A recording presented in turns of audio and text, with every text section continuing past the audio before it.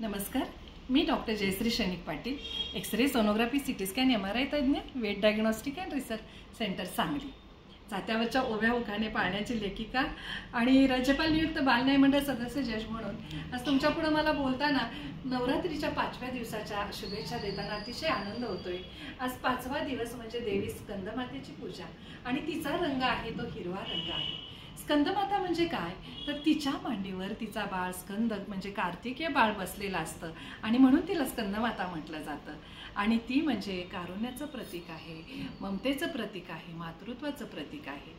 आणि हिरवा रंग आपल्या जीवनाशी खूप असा निगडीत आहे, कारण सर्वत्र आता सुजलाम सुफलाम झालेला आहे, पाऊस पडलेला आहे, आनंदी आनंदीकडे जिकडे तिकडे चोहीकडे म्हणजे हिरवळच आहे सगळीकडं. आणि त्यामुळं आपण सर्वजण हिरव्या रंगाशी खूप असं जोडले गेलेलो आहे, कारण हा निसर्गाचा रंग आहे.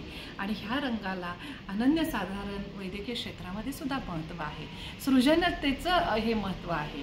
आणि हा रंग म्हणजे नवनिर्माण करत असतो, सगळं नवीन सुरुवात ह्या रंगापासूनच होत असते. जो अंकुर येतो जमिनीतून बियाचा तो हिरवाच असतो.